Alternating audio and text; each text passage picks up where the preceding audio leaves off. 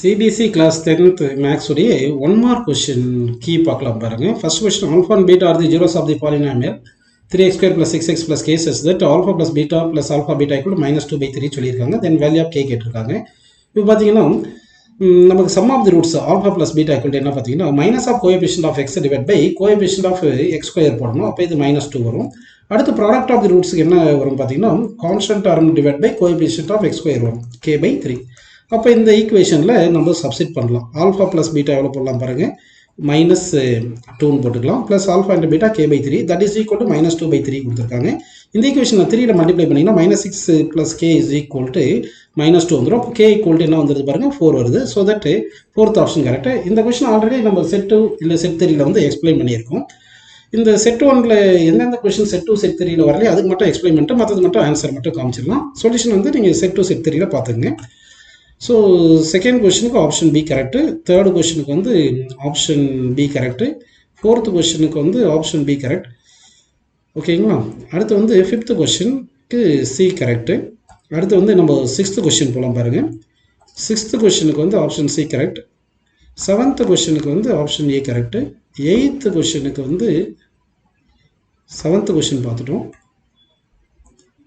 8th கொஸ்டினுக்கு option D correct.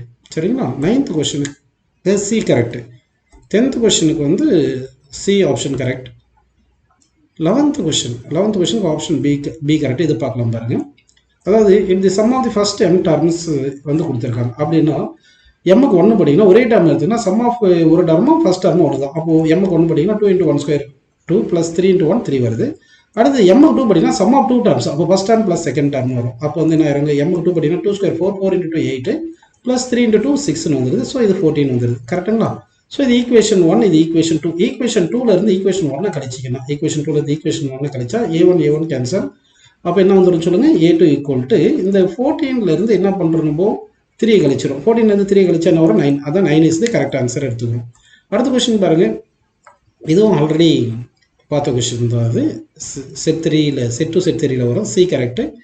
அடுத்து வந்து பாருங்கள், இதுக்கு வந்து இது ஆல்ரெடி பார்த்த question D. 13th D correct, 14th D correct. சரிங்களா?